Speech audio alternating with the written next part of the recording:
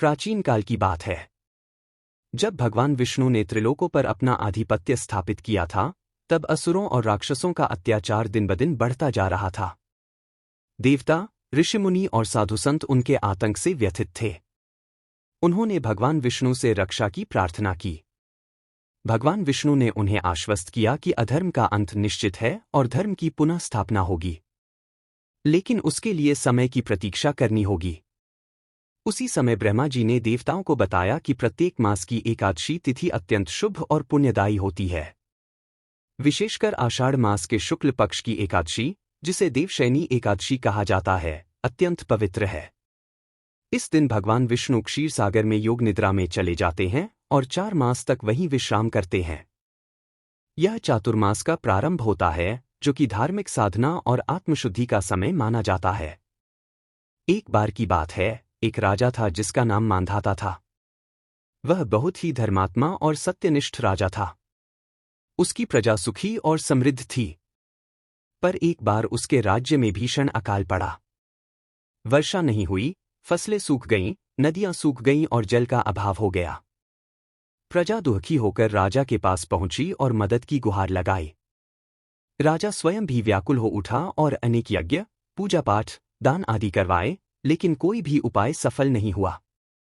तब राजा मांधाता हिमालय की ओर तपस्वियों और ऋषियों से परामर्श लेने चला गया। वहां उसकी भेंट महर्षि अंगिरा से हुई। राजा ने उन्हें प्रणाम किया और अपनी पीड़ा बताई। महर्षि ने ध्यान लगाया और फिर कहा, हे राजन, यह अकाल प्राकृतिक नहीं, बल्कि कर्मफल है। तुम्हारे राज्य में धर्म की उपेक्षा हुई है। प्रजा में सात्विकता घट गई है और दान पुण्य का ह्रास हुआ है। इसका निवारण तभी होगा जब प्रजा पुनः धर्म के पथ पर चले। इसके लिए एक उपाय है, आषाढ़ शुक्ल एकादशी को व्रत रखो, देवशयनी एकादशी का पालन करो और भगवान विष्णु का विधिपूर्वक पूजन करो। इससे न केवल वर्षा होगी, बल्कि तुम्हारा राज्य पुनः समृद्ध हो जाएगा। राजा ने महर्षि की बात मानी और अपने राज्य में देवशयनी एकादशी का महोत्सव मनाने की घोषणा कर दी। सबको व्रत रखने, भगवान विष्णु की पूजा करने और ब्राह्मणों को भोजन कराने का आदेश दिया गया। उस दिन राजा सहित संपूर्ण राज्यवासियों ने विधिपूर्वक व्रत रखा, रात्रि में जागरण किया और भजन कीर्तन किया। व्रत के प्रभाव से चमत्कारिक रूप से वर्षा हुई, धरती पर हरियाली फैल गई, नदियां पुनः भर गईं और फसलें लहलहा उठीं। प्रजा पुनः आनंदित हो उठी और राजा मांधाता का यश चारों दिशाओं में फैल गया।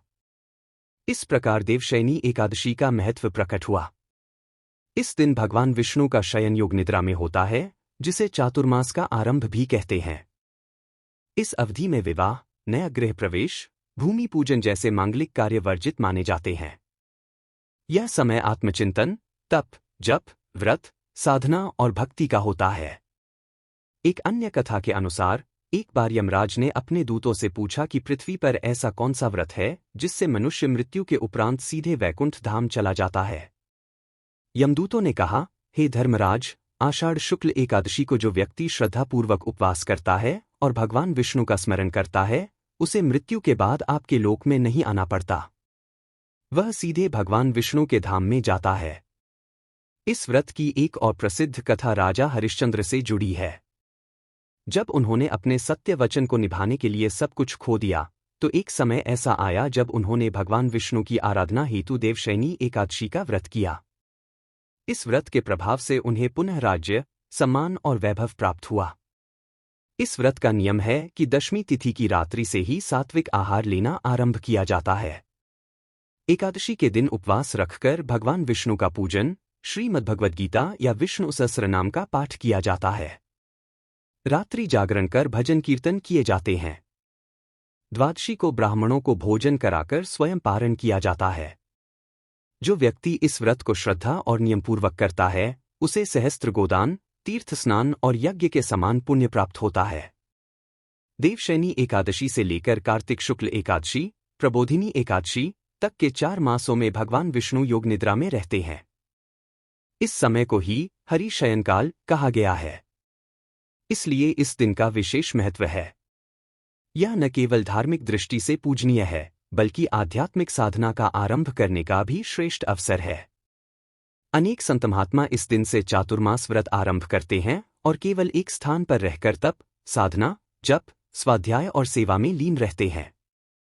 अंततः यह व्रत हमें जीवन में संयम, भक्ति और धर्म की ओर अग्रसर करता है। यह केवल पूजा पाठ नहीं, बल्कि आत्मशुद्धि, सेवा और सद्गुणों को जागृत करने का पर्व है।